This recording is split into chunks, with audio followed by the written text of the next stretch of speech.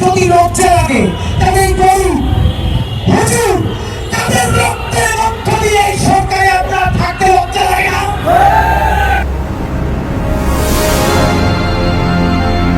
ফেসিবাদ ও আধিপত্যবাদী বিরোধী আন্দোলনে শহীদ হওয়া ওসমান হাদি পরিবারের নিরাপত্তা জোরদারে বিশেষ উদ্যোগ নিয়েছে সরকার। এর অংশ হিসেবে ওসমান হাদির এক বোনকে ব্যক্তিগত অস্ত্রের লাইসেন্স ও একজন গানম্যান দেওয়ার সিদ্ধান্ত নেওয়া হয়েছে। একই সঙ্গে পরিবারের অন্যান্য সদস্যদের জন্য সার্বক্ষণিক পুলিশি নিরাপত্তা নিশ্চিত করা হচ্ছে।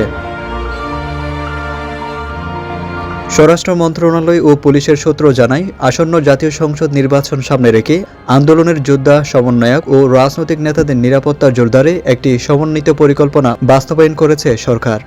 এরই মধ্যে কয়েকজন গুরুত্বপূর্ণ ব্যক্তিকে গানম্যান দেওয়া হয়েছে এবং অস্ত্রের লাইসেন্স প্রক্রিয়া চলমান রয়েছে।